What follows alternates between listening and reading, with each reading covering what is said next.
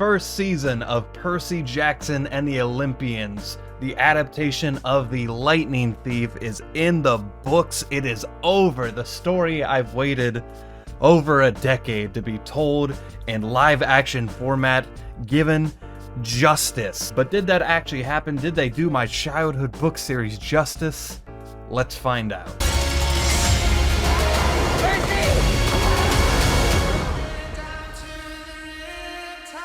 Hello there, my internet friends. My name is Soul, and before we get into it, I just want to tell you guys my history with this franchise. Percy Jackson The Olympians was like, after Harry Potter, I was like, what's my next big series? And it became Percy Jackson.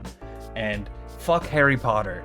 Everything after that doesn't matter. To this day, probably because I don't read as much anymore, but to this day, it's still my favorite book series because it's nostalgia incarnate. That's right, I'm talking about these books right here that I've torn to shreds, minus this one, The Lightning Thief, the one that this season is based off of.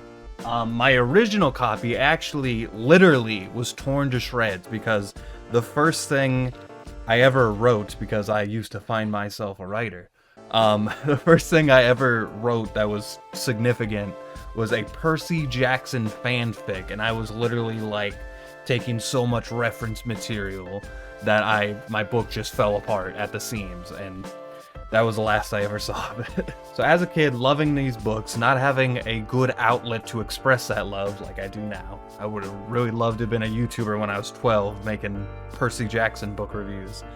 And Harry Potter was the big thing at the time, and that had this massive movie franchise, and I was like, why doesn't anybody talk about my book? And they finally did. They made a movie of it, and it was booty. I have a very vivid memory of seeing that movie and how it impacted me. I remember trying to like huff the copium, saying it wasn't that bad, and that like it was good, and then it was just dog shit, and then it was like, it's an alright movie, but it's a bad adaptation. They didn't give a shit about the source material, and you can hear that from even Daddy Rick Riordan, the man with his name on the books. Basically, wherever he was asked, shit on the movie at the first chance. And then when production for this television series came about, he was hands-on, he was all about it, he was promoting it. But it was a real thing. There was trailers, I made videos reacting to them, and if you watch them, I had mixed feelings about the trailers. And then the first episode for this series happens, and it was not good. But before I get into the negatives, I want to say as a whole, I did like this series. I did like the first season. There's a lot of things I really liked about it. There was a lot of childhood nostalgia seen on my television screen at home. I was about to say the big screen. My Disney Plus streaming service looked great. And it was realized and gave me a nostalgia that I haven't felt in a long time. But I don't think it was great. The first episode is a great example, because one thing a lot of people hated about the movie is it was so rushed. They ran through so many story beats so fast. Yeah! You couldn't really digest a lot of the stuff going on. And then you have a TV series where you finally have the time to flesh out that story. And the first episode felt like a speed run of the story. I think the movie spent more time setting up that Percy goes to school. This is his teacher, Chiron. He teaches Greek mythology. This is another teacher, Mrs. Dots. Sure, the series was a little bit more accurate to source material. You had Percy's bully that threw sandwiches at Grover. Like, they had that attention to detail, but they sped through it so fast. It was probably the worst version of these opening chapters I've seen in any form of media. But things start to get better. He finally gets to camp. We're introduced to Dionysus, Mr. D, camp counselor, who's oddly perfectly cast. The camp itself, its adaptation, I'm fairly happy with, because this is like adapting Hogwarts to me. It's like, this is one of the coolest fantasy sections. Like, I literally daydreamed about going to this camp as a kid. Welcome to camp, Percy Jackson. And seeing like the 12 cabins, I always wanted that as a kid. I wanted to see the adaptation where there's a bunch of kids running around in orange shirts doing random Greek mythology themed activities. There was no like rock climbing wall of lava or anything fun like that. Like, it didn't feel like, oh, they're gonna put this in Disneyland or something. Like, it wasn't this fun magical place that I dreamed of. But they had an accurate adaptation of Camp Half-Blood for the most part. But they had a lot of scenes I'd never seen before, like Clarice in the bathroom, then the toilet explosion. They spent more time with Capture the Flag, Percy spending time in the Hermes cabin where it's a clusterfuck, and then all lonely in his cabin. A lot of stuff that I was yelling at the movie for not having were included in this, but there's some stuff that was just exposition dumped, like the stuff with Thalia, and other things that were just kind of glossed over, like Annabeth's crush on Luke. And I think that would be a nice segue into like the casting and how they use the characters. Percy, I'm actually completely fine with. The kid from the Atom Project, I don't remember his name. But Percy in the first book is very much a wide-eyed reactionary character with like a little bit of sass. I think he's not a very funny actor. There are some moments he could have worked on, but for a kid actor giving this super important role and he has to look like a superhero, but also he's like 12, I think he did a perfectly fine job. The girl playing Annabeth, I was a little cautionary with because I remember in the trailers and the posters, she just looks like a very grumpy little girl. And I think I've gone through like 10 plus books where Annabeth is like a super fun, spunky girl.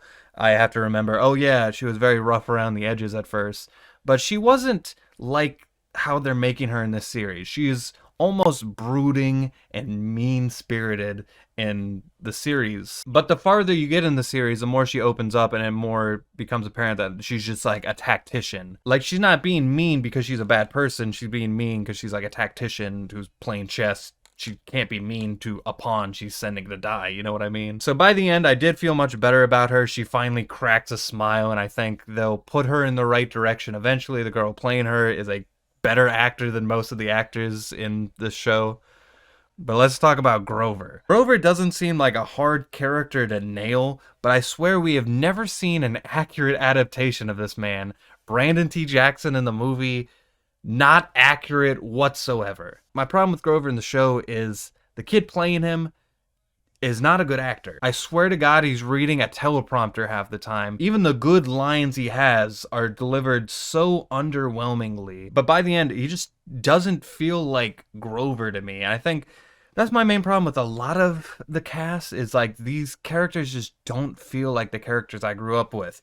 Chiron, again, another character who was just rushed. Chiron doesn't feel like Chiron. Luke, I think Luke actually did a pretty good job. The characters, I think, don't gotta change anything. They're great. Percy, Ares, Mr. D, maybe even Luke. I really like Luke. The rest of the cast, I could take them or leave them. Again, it's the first book, and a lot of these characters have a long way to grow, so I don't want to say that they're bad necessarily. They just have a lot to go through before they actually get interesting. But even by the end of the first book, I liked a lot of these characters, and I didn't feel that with the show. But the actual quest, every plot point that I was like, they're not going to cover that, they actually ended up covering. Like in the movie, they never covered the Mother of Monsters, they never went on the Ares mission, the weird waterbed dude, and they actually covered all of that, more or less. So if this show was like a checklist for source material, it would be great because they cover everything I want them to cover.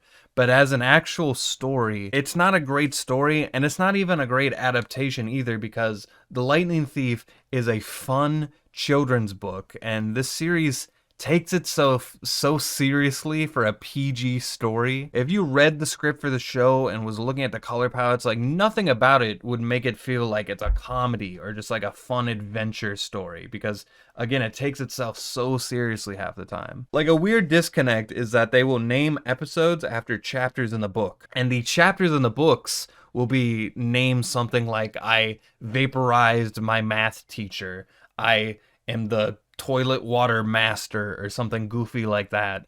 And that does not work for the show because it does not feel like a silly, playful story at all. Again, even when Percy's cracking jokes, he's very dry, he's very serious. It's barely slipped in there. I think that might actually be the worst part of this whole show, actually, because again, this is like a fun adventure story for kids where they take place in American Hogwarts with Greek mythology themed stuff and these really fun, wacky characters. And they take Greek mythology in this weird, modern, goofy lens.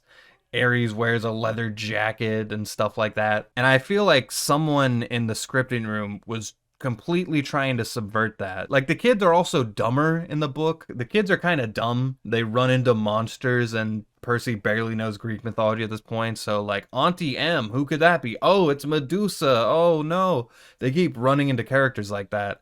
But in the show, they're like, I'm not dumb. You're Medusa. Like, immediately.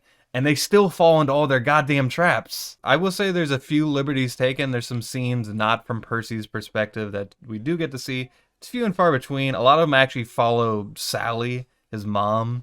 A little stuff like that I like. It's not like her and Poseidon walking on a beach or something. It's them crying at a bar and stuff like that. Like, again, very serious stuff. But I just watched the finale today. Percy and Edge from WWE having this epic fight. And it's not something I'd ever thought I'd see, especially since the movie never even featured Ares, but we finally had this fight that I was waiting for. Big epic inclusion.